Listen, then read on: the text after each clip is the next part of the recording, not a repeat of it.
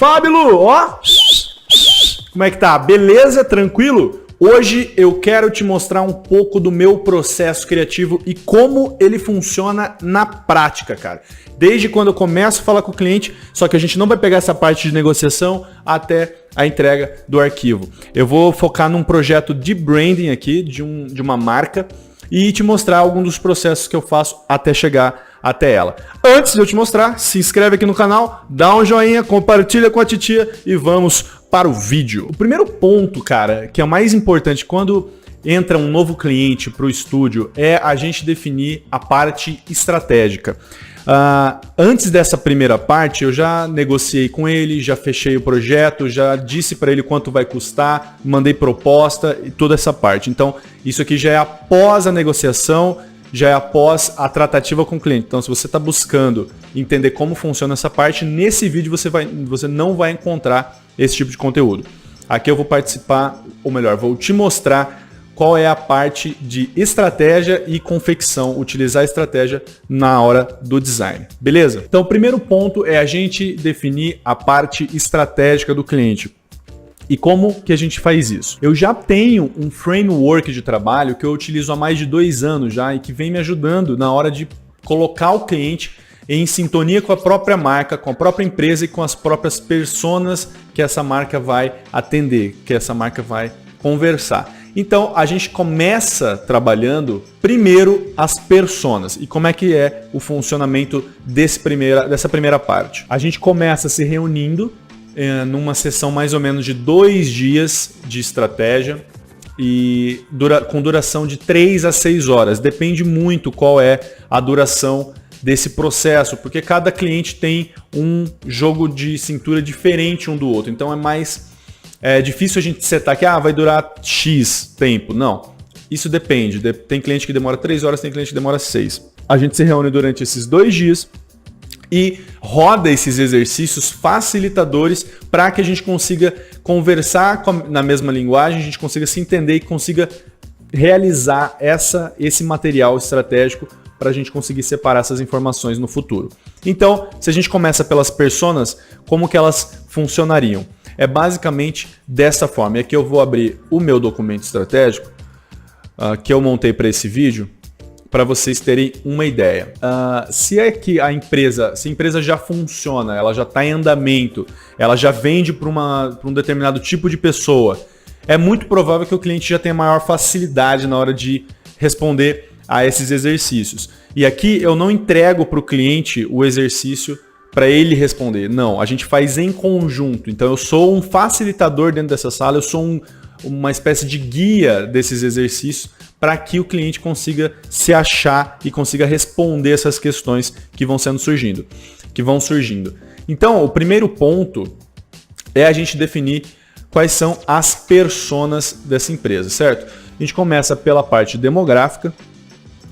Na verdade, antes de tudo, a gente começa pela parte de nome e sobrenome. É muito importante a gente dar um nome e um sobrenome para essas pessoas, para que elas entendam para a gente conseguir entender, na verdade, quem é essa pessoa, quem é esse público que a gente vai conversar. Eu não separo por comunidades de pessoas, e sim por indivíduos. Eu quero atingir uma única pessoa, eu quero atingir um único ser humano, para que seja mais fácil de se comunicar com essa persona.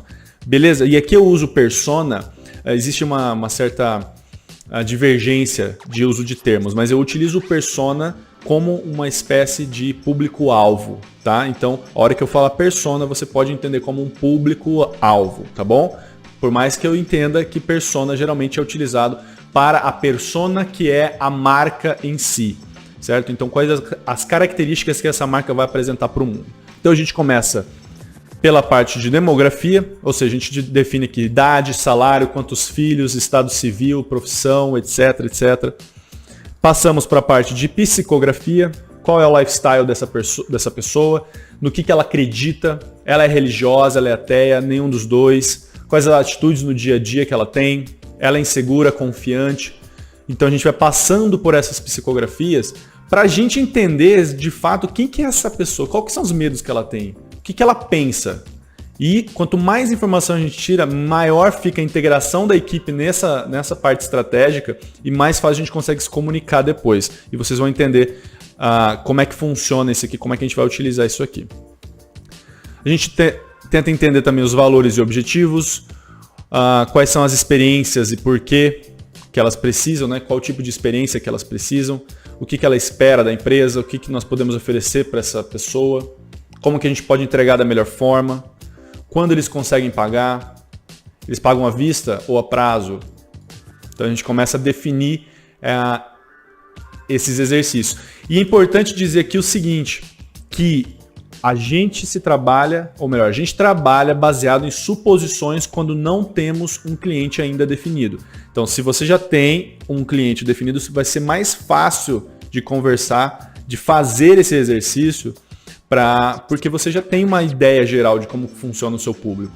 Se você não tem ainda, é tudo baseado em suposição e não tem problema ser baseado em suposição. É mais fácil e a gente consegue definir melhor, tá bom? Então, se a gente pegar aqui quais são os problemas que elas enfrentam no momento, um dia em sua vida, como é que é o dia em casa, como é que ela interage na empresa, como é que é com os seus amigos, enfim. Então a gente passa por esse processo, quais são as suas principais fontes de informação, gosta de rádio, ler jornais. Percebe que é um exercício bem extenso, a gente demora muito tempo aqui para definir pelo menos uma, e aqui eu falo para a gente definir 3. Então isso aqui não precisa necessariamente a gente passar por uma, depois ir para outra e ir para outra, tudo no mesmo exercício. A gente pode passar por uma persona, dar uma pausa, conversa, fala bobagem, etc. Depois volta para continuar no próximo exercício, tá bom? Beleza, então terminando essa parte de personas, é a hora que a gente passa para a parte da personalidade da marca, dos atributos, do impulso que essa marca tem.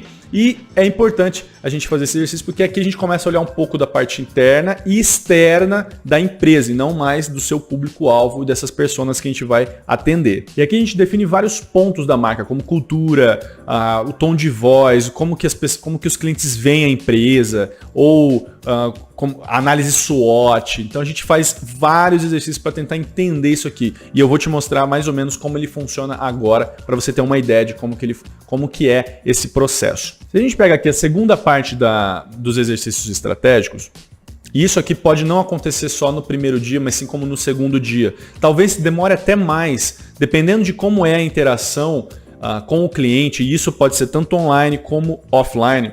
E aqui eu deixo um adendo, tá? Um online, geralmente ele é mais difícil de fazer porque ele exige mais esforço, exige mais foco do que o offline. No offline você tem interação pessoal, você tem olhar, você tem hesitação, você consegue entender melhor como que funciona ali a energia daquele local e construir um report melhor com o seu cliente. Então aqui ele pode demorar até mais dias para a gente finalizar esse exercício. Como é que ele funciona mais ou menos, tá? A gente começa definindo os atributos da marca.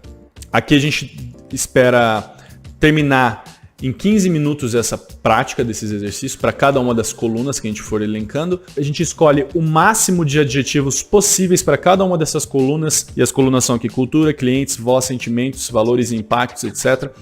Depois de escolher o máximo de opções, a gente separa o top 3 e em seguida o top 1. Tendo finalizado essa parte, de a gente deixar isso bem claro aqui para o cliente, como é que vai funcionar esse exercício, a gente começa a descrever aqui como que a comunidade dessa empresa descreveria a empresa. Então, cultura, sei lá, ela pode ser uma empresa jovial, é uma empresa alegre, é uma empresa focada, séria, etc. A gente vai separando cada um desses adjetivos, inclusive na parte de cliente, na parte de voz, na parte de sentimentos, valores. Então, a gente separa tudo, depois escolhe o top 3 e depois o top 1.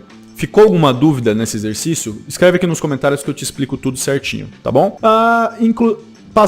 Beleza, passando a parte de atributos, a gente vai para uma análise SWOT básica. Isso aqui, se você tem dúvida, dá uma googada, mas é muito simples de fazer esse exercício. A gente define pontos fortes, fracos, que são as partes internas da empresa, e a parte externa, que é oportunidades e ameaças. Então a gente separa todo esse grosso de informação nessas 4 colunas, tá bom? Isso aqui demora mais ou menos em torno de 30, 40 minutos para ser feito. E a gente passa para a parte de impulso de marca.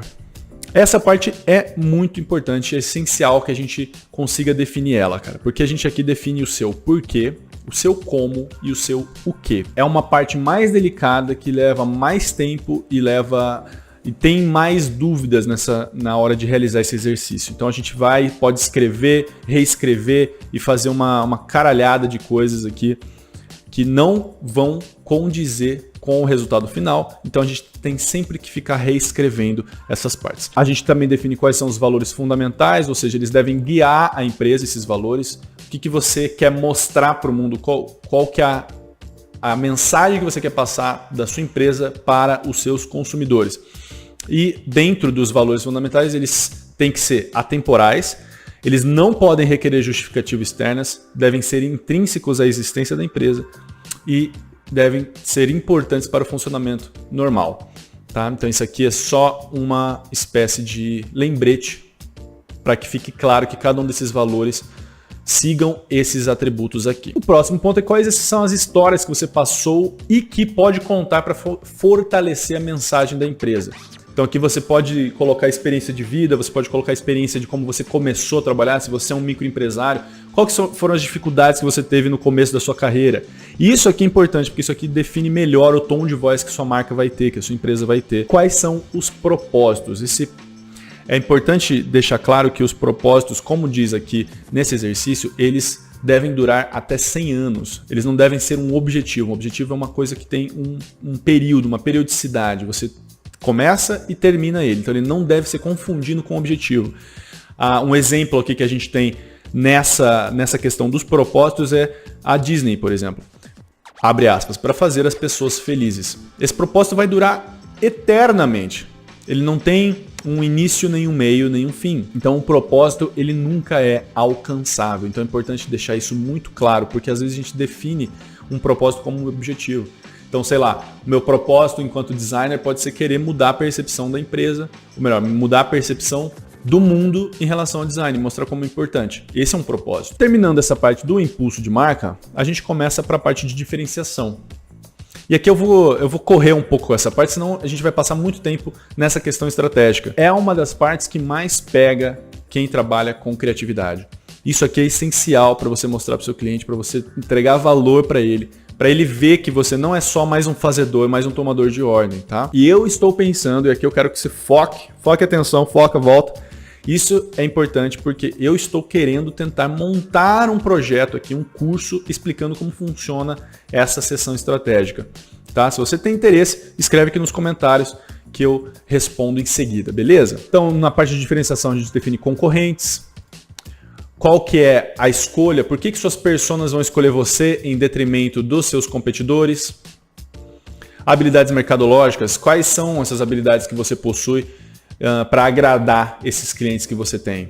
Então a gente define isso também, é um atendimento, é o preço. Quais são as suas fortalezas? A gente avaliando as forças, então é uma força quantificável, não arbitrária, então todas essas forças elas têm que seguir esses parâmetros aqui, certo? Essa é a parte de diferenciação, como eu disse, não vou me aprofundar muito nelas, porque senão a gente vai passar muito tempo aqui. Depois a gente parte para a seção de posicionamento e, por fim, implementação, que na verdade essa implementação ele vai ficar para essa outra parte aqui de prioridades. Eu sei que esse assunto pode ser um pouco chato, que migué do caralho, mas é importante passar por ele, cara. Isso aqui demora para fazer, isso aqui exige esforço, foco. Então, quando eu saio dessa sessão estratégica, eu tô arrasado, cara. Eu só quero dormir, porque eu gastei muito tempo ali focado para fazer isso. E esse é o ponto mais importante, porque depois da gente recolher isso aqui, cara, a gente consegue jogar tudo isso na hora de construir o design. Essa foi a parte de estratégia que a gente utiliza aqui no estúdio para passar para os clientes. Esse é o meu processo que eu faço. Então, esse foi a parte de estratégia. Como é que eu faço após realizar essa sessão estratégica? Então, a gente tem todos esses arquivos, esses textos montados, essas apresentações, essas informações reunidas, e a gente passa isso para um arquivo em PDF todo estilizado para que o cliente possa anotar isso, ver com os seus próprios olhos o que foi recolhido e me dizer se está seguindo pelo caminho certo. Porque se tiver qualquer objeção após essa fase estratégica, a gente revê essas partes e tenta adequar conforme a necessidade. Então a gente pega essa sessão estratégica, E eu vou te mostrar ela aqui agora como é que ela fica resumida para um cliente real que foi o Novo Mercado do Ícaro de Carvalho. O Novo Mercado, briefing criativo. Aqui a gente introduz o que a gente vai fazer, quais são os principais atributos, os competidores diretos e indiretos, com quem a gente vai conversar. Então a gente aqui separa, aqui é o trabalho de personas que eu mostrei para vocês antes e como que ele vai funcionar aqui. Então a gente dá um nome, demográfico, a história, as vontades, o que ele vê, escuta, pensa e sente, enfim. Então aqui esse trabalho é extremamente importante, a gente separa tudo aqui o que ele faz. Aqui já é a Laura Pavani, nome lindo inclusive. A história, as vontades, a gente passa para a seção de prioridades. Aqui a gente vai exibir os esforços que deverão ser feitos. Então, que é aquela seção PRE que eu mostrei logo atrás, ali atrás. Que é o que a gente vai fazer para tomar ação, para jogar isso aqui e começar a andar as coisas. Então, produção de conteúdo orgânico, anúncios, vídeos, médio prazo, newsletter, iscas digitais, certo? Receita, eficiência, análise SWOT. Percebe que ele não segue a mesma estrutura que foi apresentado antes para vocês aqui naqueles mapas mentais. Aqui eu coloco de outra forma. E também não tem a menor importância sendo você colocando de uma forma ou de outra, tá? Ele só tem que fazer sentido para o cliente, ele tem que fazer sentido na hora de colocar isso aqui. Os pontos fortes e fracos, atributos da marca. Então aqui a cultura, cliente, voz, impulso da marca, o porquê, o como e o que, os valores fundamentais. Enfim, eu vou separando aqui a parte da concorrência, como é que ela se parece, e eu vou separando isso aqui para ficar evidente para o cliente como que isso vai ser construído. Aqui é importante essa parte de web também. Esse aqui foi um projeto de branding e de website. E aqui a gente transformou o que a gente recolheu numa arquitetura de informação, ou seja, quais serão os passos que o cliente, o usuário vai dar dentro do site na parte atual e na parte final, que seria o resultado que a gente criaria. Então a gente resolve essa questão também e finaliza o documento estratégico. Isso aqui fica com o cliente, ele revisa, vê se tem algum erro e me envia de volta, tá? O próximo ponto é a gente pegar esse manual estratégico e começar a pôr a mão na massa, ou seja, a gente vai aqui começar de fato a criar, a ter isso já colocado na realidade. E como é que eu começo esse projeto? Como é que eu comecei esse projeto do Novo Mercado? Eu vou tentar mostrar para vocês como foi o processo. Então, como é que funciona aqui essa seção de design em si? Eu lembro que quando eu comecei a criar essa marca do Novo Mercado, eu fiz um extenso estudo de construção de logo dentro de um arquivo de papel. Vou mostrar aqui para vocês terem uma ideia de como ficou esse resultado. Não sei se vocês vão conseguir ver muito bem. Esse aqui foi o resultado que a gente foi tentando alcançar com base nessa seção estratégica. Eu poderia tirar uma foto aqui, mas não sei se ficaria tão bom quanto mostrar isso aqui. Então a gente foi tentando colocar todas as ideias possíveis dentro dessas folhas de papel. Então tudo que eu pensava eu colocava aqui. Esse é o primeiro passo, é o passo mais importante na hora de criar esse novo logo. Por quê? Porque aqui eu coloco toda a minha criatividade em ação. É aqui onde eu consigo desenvolver símbolo, tipologia, ideias de texto, como que isso aqui vai soar, ou até uma espécie de mensagem da marca, uma mensagem oficial, que seria o brand statement da marca. E aqui a gente vai passando, você pode ver que tem mais opções aqui, essa aqui já é a segunda página. E a gente vai passando a construir isso aqui para tentar achar um norte. E eu sempre coloco aqui os valores principais da marca. É parte de um grupo que é uma empresa inovadora, tem um senso de comunidade, não tem truques na hora de vender os seus serviços, quer mudar o status quo. Eu sempre coloco isso nas minhas páginas para ter uma ideia de onde eu estou seguindo e ver qual que faz mais sentido. Aí a página 3, tem mais outras opções aqui. Você percebe que é bem livre esse primeiro processo. Eu não fico julgando o que vai sendo criado ou não, porque aqui eu só quero explorar o máximo de opções possíveis que eu tenho disponível nesse momento.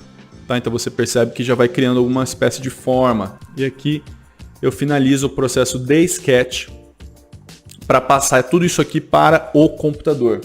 Tá certo? Se eu não me engano, foram mais ou menos uma semana, 2 semanas até eu conseguir encontrar o resultado final desse logo, dessa marca nova para o novo mercado.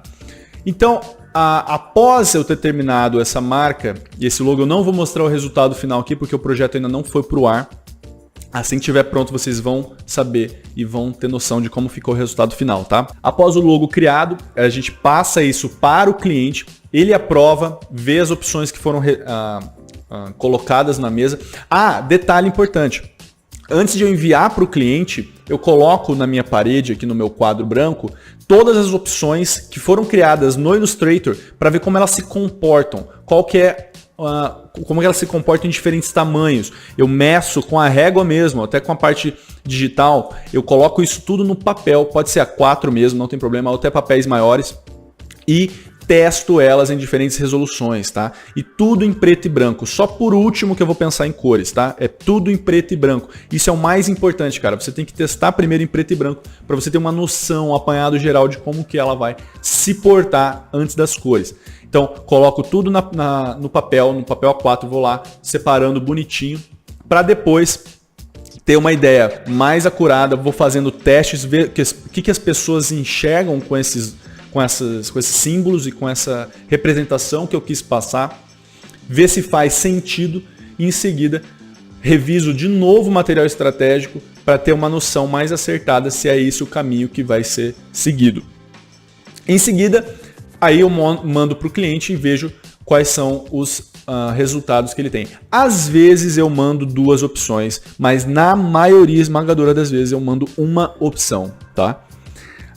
E por que eu faço isso? Porque o cliente me contratou para oferecer um resultado, para dar uma solução para um problema que ele tem.